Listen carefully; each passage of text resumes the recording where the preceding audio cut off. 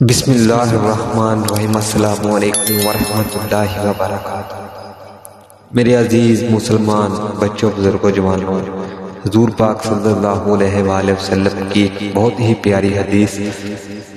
حضور پاک صلی اللہ علیہ وآلہ وسلم جیسے آگے دیکھتے تھے ویسے ہی پیچھے دیکھتے تھے۔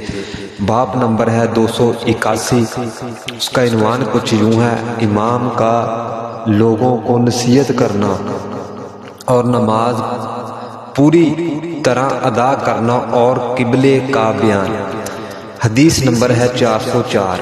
صحیح بخاری کا حدیث ہے۔ حضرت ابو ہریرہ رضی اللہ تعالیٰ عنہ راوی ہیں کہ رسول اللہ صلی اللہ علیہ وآلہ وسلم نے فرمایا، کیا تمہیں گمان کرتے ہوئے کہ میرا قبلہ اس طرف ہے اور میں صرف اس جہات کی طرف ہی دیکھتا ہوں؟ یعنی کہ جب میں نماز پڑھاتا ہوں تو تمہارا گمان کیا ہے کہ صرف میرا منہ قبلے کی طرف ہی ہے؟ خدا کی قسم، میرا قبلہ اس جہات کے ساتھ مخلص نہیں۔ میں اپنی پشت کے پیچھے تم کو ایسے ہی دیکھتا ہوں جیسے جہات قبلے کی طرف دیکھتے ہو۔ جیسے حضور پاک صلی اللہ علیہ وسلم نے ارشاد فرمایا کہ جیسے تم قبلے کی طرف دیکھتے ہو میں اپنی پشت کی طرف بھی ایسے ہی دیکھتا ہوں۔ حدیث نمبر 405۔ حضرت انس بن مالک رضی اللہ تعالیٰ عنہ روایت کرتے ہیں کہ نبی کریم صلی اللہ علیہ وآلہ وسلم نے کوئی نماز پڑھائی، پھر منبر پر جلوہ فراز ہوئے اور نماز اور رکوع کی شان بیان کرتے ہوئے فرمایا، میں اپنے پیچھے ایسے ہی تم کو اس طرح دیکھتا ہوں جس طرح میں اپنے سامنے سے دیکھتا ہوں۔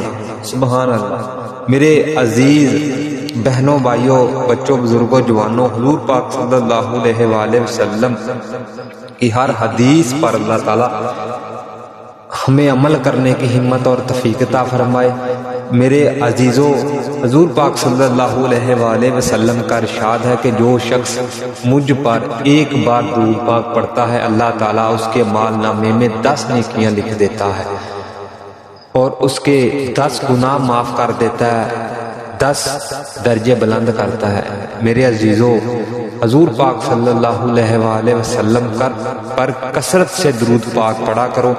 ہو سکتا ہے کہ ہماری قسمت سنور جائے اور ہمیں حضور پاک صلی اللہ علیہ وآلہ وسلم کا دیدار نصیب ہو۔ اللہ تعالیٰ مجھے آپ سب کو حضور پاک صلی اللہ علیہ وآلہ وسلم کا دیدار نصیب فرمائے۔ حضور پاک صلی اللہ علیہ وآلہ وسلم کی یہ پیاری سی حدیث آگے شیئر کرنے کی اللہ تعالیٰ آپ کو ہمت اور توفیق عطا فرمائے تاکہ جنہیں نہیں پتا انہیں بھی پتہ چل سکے۔ جزاک اللہ، شکریہ۔